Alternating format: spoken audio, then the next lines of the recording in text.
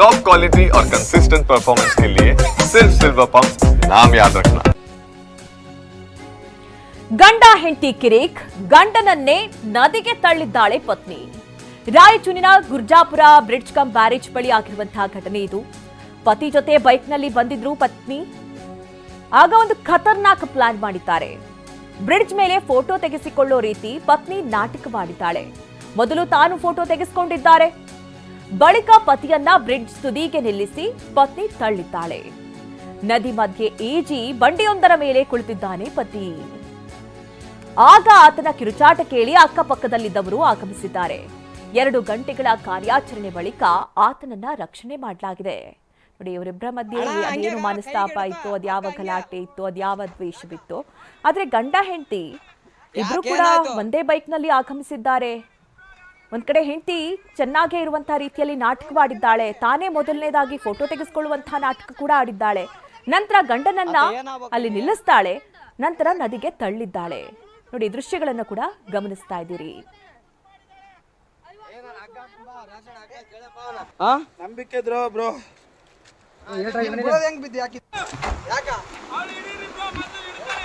ಯಾಕೇನಾಯ್ತು?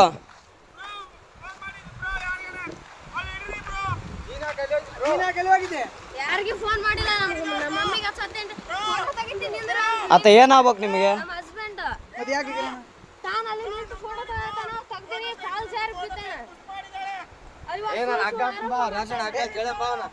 ನಂಬಿಕೆ ಈ ಬಗ್ಗೆ ಹೆಚ್ಚಿನ ಡೀಟೇಲ್ಸ್ ಅನ್ನ ನೀಡ್ತಾರೆ ನಮ್ಮ ಪ್ರತಿನಿಧಿ ಭೀಮೇಶ್. ಒಂದು ಕಡೆ ಈ ಪತ್ನಿಯೇ ತಳ್ಳಿದ್ದಾಳೆ, ಆತ ನಂತರ ಈಜ್ಕೊಂಡು ಅಲ್ಲಿ ದಡ ಸೇರಿದ್ದಾನೆ ಅನ್ನೋದು. ಇನ್ನೊಂದ್ ಕಡೆ ಆ ಪತ್ನಿ ಹೇಳ್ತಾ ಇರೋದು ಕಾಲ್ಜಾರ್ ಬಿದ್ದಿದ್ದಾನೆ ಅಂತ. ನಿಜಕ್ಕೂ ಏನಾಯ್ತು?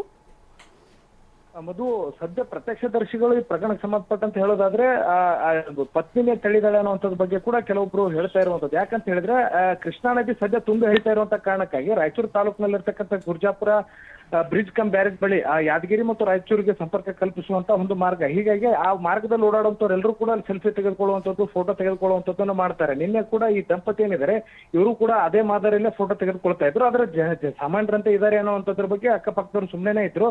ಆದ್ರೆ ಏಕಾಏಕಿ ವ್ಯಕ್ತಿ ಏನಿದ್ದಾನೆ ಅಂದ್ರೆ ಗಂಡ ಕೆಳಗಡೆ ಬೀಳುವಂತ ಸಂದರ್ಭದಲ್ಲಿ ಕಿರಿಚಾಡ್ತಾನೆ. ನಂತರ ಆತನಿಗೆ ಈಜು ಬರ್ತಾ ಇತ್ತು ಅನ್ನುವಂಥ ಒಂದೇ ಕಾರಣಕ್ಕಾಗಿ ಆತ ಬದುಕುಳಿದಿರುವಂಥದ್ದು. ಯಾಕಂದ್ರೆ ಸದ್ಯ ಕೃಷ್ಣಾ ನದಿ ಬೋರ್ಗರೆದು ಹರಿತಾ ಇರುವಂತದ್ದು. ಹೀಗಾಗಿ ಈಜು ಬಂದಿರುವಂತ ಕಾರಣಕ್ಕಾಗಿ ನದಿಯ ಮಧ್ಯ ಭಾಗದ ಒಂದು ಬಂಡೆ ಮೇಲೆ ಹೋಗಿ ಕೂತ್ಕೋತಾನೆ. ನಂತರ ಆತ ಕಿರ್ಚಾಡದಂತ ಸಂದರ್ಭದಲ್ಲಿ ಅಕ್ಕಪಕ್ಕದ ಜಮೀನಲ್ಲಿದ್ದಂತ ಜನರು ಬಂದು ಆತನನ್ನ ರಕ್ಷಣೆ ಮಾಡ್ತಾರೆ. ಈ ಸಂದರ್ಭದಲ್ಲಿ ಏನಾಯ್ತು ಅಂತ ಮಹಿಳೆಯನ್ನ ಕೇಳಿದ್ರೆ ಆಕೆ ಹೇಳ್ತಾಳೆ ಕಾಲ್ ಜಾರಿ ಬಿದ್ದ ಫೋಟೋ ತೆಗೆದುಕೊಳ್ಳುವಂತ ಸಂದರ್ಭದಲ್ಲಿ ಅಂತ ಹೇಳ್ತಾರೆ. ಆದ್ರೆ ರೆಸ್ಕ್ಯೂ ಆದ ಬಳಿಕ ಆತ ಗಂಡ ಮೇಲ್ ಬಂದಂತ ಸಂದರ್ಭದಲ್ಲಿ ಹೇಳ್ತಾನೆ ಇಲ್ಲ ಫೋಟೋ ತೆಗಿತೀನಿ ಅಂತ ಹೇಳಿ ಆಕೆನೇ ಪುಸಲಾಯಿಸ್ತಾಳೆ. ಇದಾದ ಬಳಿಕ ಆಕೆ ನನ್ನ ತಳ್ಳಿದಾಳೆ ಅನ್ನುವಂಥದ್ರ ಬಗ್ಗೆ ಕೂಡ ಆತ ಸ್ಪಷ್ಟವಾದಂತ ಒಂದು ಹೇಳಿಕೆಯನ್ನು ಕೊಟ್ಟಿದ್ದಾನೆ. ಅದು ವಿಡಿಯೋ ಚಿತ್ರೀಕರಣ ಕೂಡ ಆಗಿರುವಂತದ್ದು. ಹೀಗಾಗಿ ಆತನ ಹೆಸರೇನು, ಈಕೆ ಹೆಸರೇನು ಅನ್ನುವಂಥದ್ರ ಬಗ್ಗೆ ಮಾಹಿತಿ ಇಲ್ಲ. ಆದ್ರೆ ಆ ವ್ಯಕ್ತಿ ರಾಯಚೂರು ತಾಲೂಕಿನ ಶಕ್ತಿನಗರದ ನಿವಾಸಿ, ಆಕೆ ಯಾದಗಿರಿ ಮೂಲದವಳು.